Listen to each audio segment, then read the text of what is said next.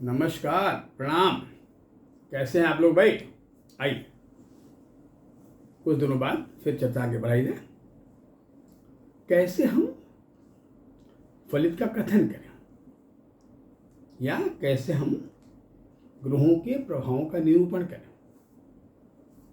उदाहरण के तौर पे अगर मान लीजिए हम कालपुरुष की कुंडली का उदाहरण करें, एग्जाम्पल ले लेते हैं ना कि मेष लगन है, एक लगन है, तो हम वर्णन प्रथम भाव से करेंगे। मैंने कहा था ना कि सूक्ष्मता देखने के लिए हमें 3 चीज़ों को केंद्रित करना पड़ता है, बल्कि 4 को केंद्रित करना पड़ता है। लग्न, लग्न, सूर्य कहाँ बैठा है, चंद्रमा और नवांश, ये 4 होते हैं जो बड़े इंपॉर्टेंट होते हैं। आइए, तीनों को सुदर्शन चक्र कहती है जो कुंडली में बना रहता है। आइए, अब लग्न एक, प्रथम भाव को एक ही कहते हैं। वहाँ कोई भी अंक हो, जातक का जन्म किसी भी लग्न में हो, मेष हो, वृक हो, कर्क हो, सिंह, कन्या, तो कोई भी लगन हो, पर प्रथम भाव को एक भाव ही कहते हैं, प्रथम भाव ही कहते हैं। और वो भाव होता है जिस भाव को हम कहते हैं जिसमें बच्चा या जातक पैदा हुआ, और तो उस भाव के नाम क्या है? लग्न। जब जुड़ गया, अब समाज का मेंबर बन चुका, भाई बन गया, उदय, अभ्युदय हो गया, मानो आसमान में सूरज निकल गया। अब बच्चे की फिजिकल बॉडी सबके सामने आ गई, आद्य जीवन का प्रारंभ, शुरुआत, तनु, तन, शरीर की संरचना, बनावट कैसी है? विलग्न, विलग्न, विलग्न मैंने होता है लग्न विलग्न, कि शरीर का एक शरीर से अलग होना, बच्चे के माँ के शरीर से अलग होना। अभी तो बच्चा माँ के पेट में था, माँ के गर्भ में था। आइए, तो हमारा जो लग्न है, जो उसका भाव तनु भी है, और तब बरदाता के जातक की बनावट कैसी, उसका व्यक्तित्व कैसे होगा, और तब प्रथम भाव को एक ही दिया गया। हम एक को एक ही मान लेते, मानो मेष लग्न ही है जन्म के जगह। अब मेष लग्न तो है भाई, पर जातक का जन्म किस ऋतु का है? वैसे तो मंगल को ग्रीष्माधिपति का स्वभाव से बड़ा गर्म है, बड़ा ऊर्जीय प्लेनेट है भाई, पर जन्म तो किसी ऋतु में हो सकता है ना। पहले हम ध्यान से ऋतु को देखें और मंगल कहाँ प्लेस्ड है उसको देखें ध्यान से। वैसे तो मंगल का बहुत महत्वपूर्ण है, उसको 1 नंबर की राशि क्यों दी गई? क्यों उसको मेष दिया गया? क्यों उसको वृश्चिक दिया गया? क्योंकि 1 के पहले 0 होता है और 8 के बाद 9 होता है, अंत होता है। गिनतियों के अंतिम इकाई होती है 9, 1 से शुरू होता है और 1 के पहले 0 होता है। आइए, अब ये जो मेष है, 1 नंबर लगन है, इसके 2.25 नक्षत्र हैं, अश्विनी, भरणी, कृतिका। अश्विनी के 4 चरण, भरणी के 4 चरण और कृतिका 1 चरण। अब देखा जाए कब का जन्म, अगर मध्य का जन्म है यानी भरणी नक्षत्र का जन्म है तो मंगल बड़ा मजबूत, मैंने लग्न बड़ा मजबूत है भाई मध्य का। वैसे भी अगर देखा जाए तो मेष का जो 5वां नवांश होता है उसको सिंह कहते हैं। 5वां कब होगा? जब भरणी का पहला चरण होगा तब सिंह का नवांश होगा। बड़ा अच्छा भाई। मंगल कहाँ प्लेस्ड है? कहीं वो मंगल पंचम भाव में बैठ गया तो कहा भी यदि वो सिंह का मंगल है, उसका फिजिकल कॉन्स्टिट्यूशन बहुत बढ़िया होगा, शारीरिक स्वास्थ्य बहुत अच्छा होगा। अगर मेल है तो बड़ा जो पर्सनालिटी वाला है कि पुलिसमैन, अगर फीमेल बॉडी है तो भी बड़ी गठीली शरीर होगी और अच्छा बना, उसकी हड्डियां बड़ी मजबूत कहीं नहीं। क्योंकि मंगल हमारे जीवन का बड़ा अहम चौकीदार है, बहुत महत्वपूर्ण चौकीदार है। इसका अच्छा होना, इसका खराब होना, इसका पॉजिटिव होना, नेगेटिव होना, बड़ा रोल है, बड़ा इंपॉर्टेंट है। आपने देखा होगा ना कि जब भी हमारे यहाँ हिंदुस्तान में मैथोलॉजी में, ज्योतिष में, जब विवाह की गणना होती, विवाह की बात आती है ना, कोई मांगलिक कार्य, और विवाह जीवन का बड़ा महत्वपूर्ण मांगलिक कार्य है, एक मांगलिक सेलिब्रेशन है, तो ये बातें शुरू हो जाती है, उठ जाती है कि कहीं ये बालक मंगली तो नहीं, कहीं ये बालिका मंगली तो नहीं है। क्यों भाई? ऐसा क्या अपराध मंगल ने किया? बाकी सबकी चर्चा उतनी नहीं जितना मांगलिक की चर्चा हो रही। हाँ, सच कहा गया है, क्योंकि मंगल से ही मंगलमयता है, उसके बिना ही अमंगल है। हमारा चौकीदार चाहे तो मजबूती से रक्षा कर ले, अच्छी चौकीदारी कर ले, भले चौकीदार उसको प्राण भी गंवाना पड़े तो कर लेगा वो, पर कहीं वो बेईमान हो जाए, विद्रोही हो जाए, खराब हो जाए, दूषित भाव उसके अंदर प्राप्त हो जाए, तो हमारा चौकीदार हमारी व्यवस्था को ले डूबेगा, हमारी चौकीदारी बड़ी कमजोर पड़ जाएगी। जीवन की चौकीदारी सबसे अहम चौकीदारी है, महत्वपूर्ण चौकीदारी जीवन की चौकीदारी है। सब कुछ हम जीवन के लिए तो करते हैं भाई, तो वहां मंगल मांगल्य की बातें होती। लिखा गया ना कि जब मांगल्य तो लगने बे चपा तले जहाँ मित्रे चाष्टमी को दे कन्या भट विनाशाय कन्या भट विनाशिनी। अब लगने, अगर मान लो मंगल लगन में बैठा, मेष लगन है और मंगल लगन बैठ गया, उस हिसाब से तो कुंडली मंगली हो गई, निश्चित तौर पर मंगली कहा जाएगा। परंतु जब ये मंगल कारक होता है, स्वगृही होता है, तो मांगलिक दोष नहीं लगता है। और ये डिपेंड करता है कि मंगल का जो सामक प्लेनेट है, मंगल को जो स्थिति रखता है, मंगल किस ऋतु का है, कहीं ग्रीष्म का होगा ज्यादा गर्म कहा जाएगा। मंगल बड़ी सहनशीलता है, मंगल बड़ी उग्रता है, मंगल क्रोधाग्नि है, मंगल क्षमा का औदार्य है।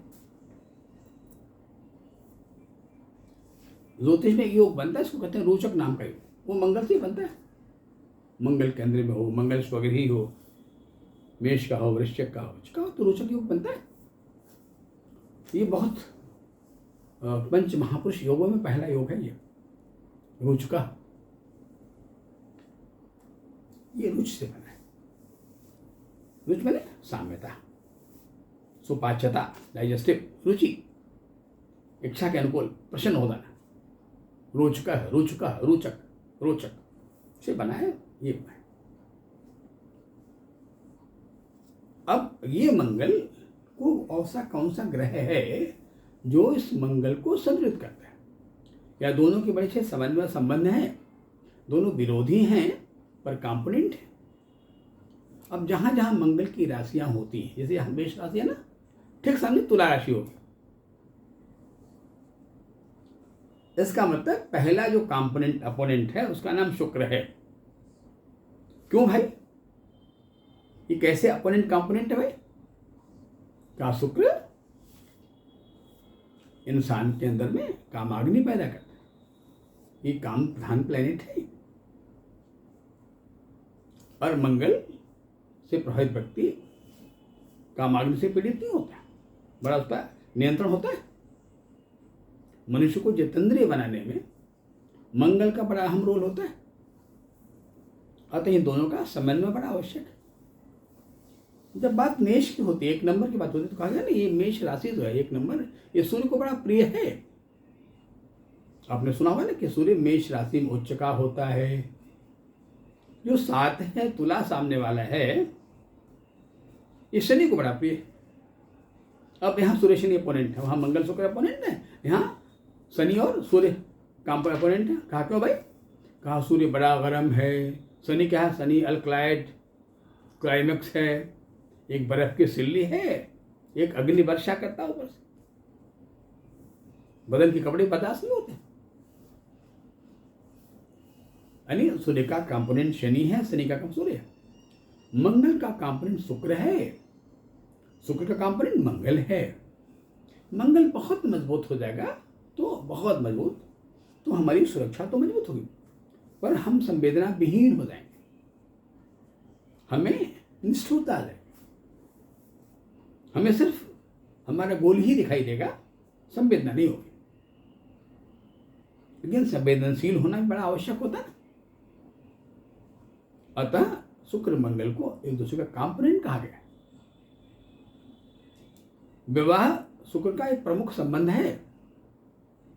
तुला है 7 नंबर में, तराजू 2 पड़ले, अपने जीवन का संतुलन बनने जा रहा है। अब जो भावी जीवन होगा उसके 2 पड़ले होंगे, एक पति एक पत्नी, एक स्त्री एक पुरुष होगा तो अब शुक्र में थोड़ी पार्शियलिटी है, मंगल में पार्शियलिटी नहीं, कि जहां जहां संवेदना है वहां पार्शियलिटी है। संवेदनाएं थोड़ी बेईमान होती, थोड़ा हमें कमजोर कर देते। घरों में देखिए, तेरा बेटा मेरा बेटा, मेरा तेरा, मेरा पति तुम्हारा पति, ये चीजें हमें छोटापन पैदा करती है, हमारे बड़पन को कमजोर कर देती है। पर मंगल ऐसा नहीं, अतः मंगल को पहला स्थान देगा। अगर हम बात कर लें स्वास्थ्य के संबंध में, मेडिकल साइंस की बातें कर लें, तो मंगल हमारे इम्यून सिस्टम का मालिक है। यानी मंगल मजबूत, हमारी इम्यूनिटी बहुत मजबूत है, शरीर की रोधक क्षमता बहुत मजबूत है, हम बीमारियों से लड़ लेंगे। सुरक्षा का बहुत मजबूत है, बहुत स्ट्रांग है भाई। और आकृति कैसी, बनावट कैसी है मंगल पर? कहा रक्त वर्णा, ऐसा रंग जो लाल वर्ण लिए हुए हो, लालिमापूर्ण। प्रकृति की बातें कर लें तो देखा होगा ना, आपने लाल मिट्टी की बात सुनी होगी, रेड सैंड, लाल बालू की बात आपने सुना होगा। ये सब सुरक्षा बड़े प्रयोग होते हैं। बिना इन लाल पत्थरों के, लाल मिट्टियों के मजबूत निर्माण नहीं हो सकता है, वो नहीं पुल गिर जाएंगे। निर्माण होना है, रक्षा होनी बरसात से, बचाना है, तो भैया पहले लाल पत्थर ले आओ, रेड सैंड लाओ ना, वरना जो हमारे ऊपर छत डाली जाएगी ना, वो फिर प्रूफ नहीं होगा, लीकेज हो जाएगा, उसमें छत कमजोर पड़ जाएगी।